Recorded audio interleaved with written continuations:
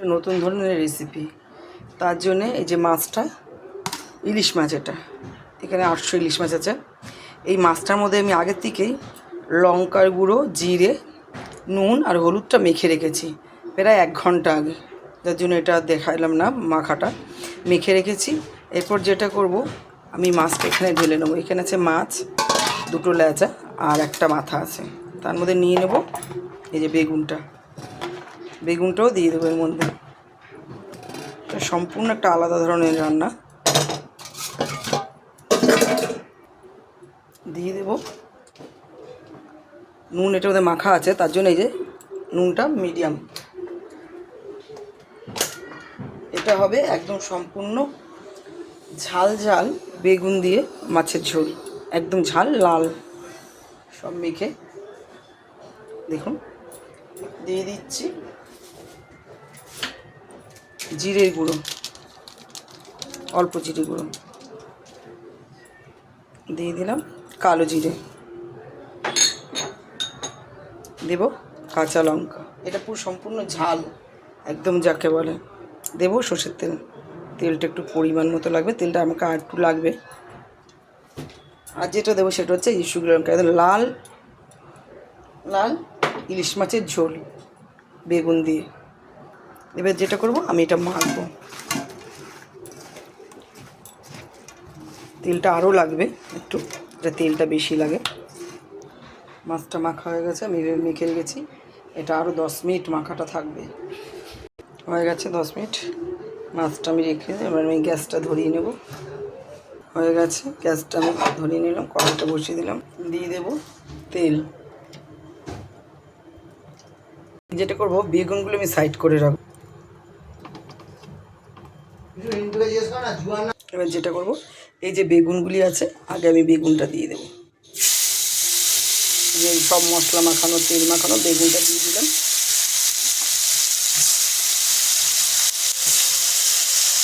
বেগুনটা খালি আমি 1 বার 2 বার এখন নাড়াবো। নাড়িয়ে দিয়ে দেবো মাছগুলি একে একে। সব মাছগুলি ঢেলে দিয়ে দেবো একবারে। মাছটা দিয়ে দিচ্ছি, গ্যাসটা আমি কমিয়ে রেখেছি। এখানে ওই থালাটার মধ্যে আমি একটু গরম জল করে নিচ্ছি। দেখুন তেলটা সাইড দিয়ে উঠে যাচ্ছে। এবার আমি গ্যাসটা একটু বাড়িয়ে দেবো।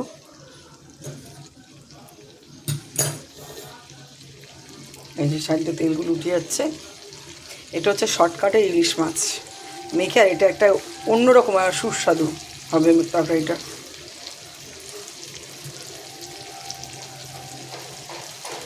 এবার দিয়ে দেবো আমি জলটা, যে গরম জলটা রেখেছিলাম।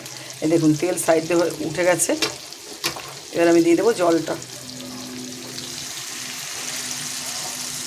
জলটা একটু ভালো মতো দিতে হবে, কারণ মাছটা পুরো সিদ্ধ হবে।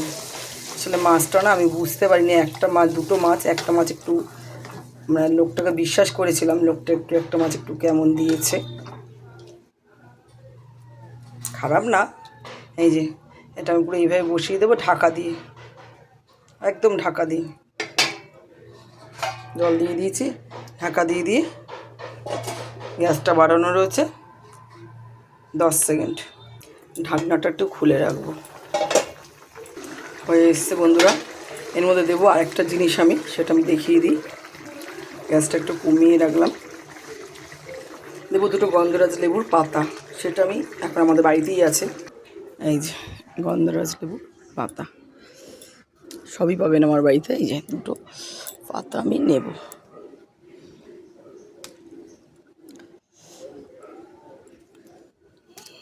যা ভেঙেই গেল ডালটা।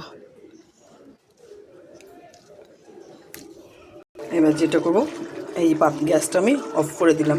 হয়ে গেছে। এই যে গন্ধরাজ লেবুর পাতাটা দিয়ে দেব,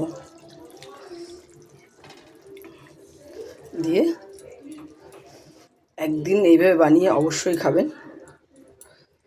দেখুন আমি এটা ঢাকা দিয়ে দেবো, একটু 2 সেকেন্ডের জন্য এটা ঢাকা থাকবে। ঢাকনিটা খুলে দেবো, এটা আমি নামিয়ে নেব। দেখুন বন্ধুরা কেমন এসছে, এটা আমি নামিয়ে নেব। এবার এটা আমাকে একটা থালাতে নামাতে হবে, বা গামলা, চিতকোনা গামলা হলে খুব ভালো হয়।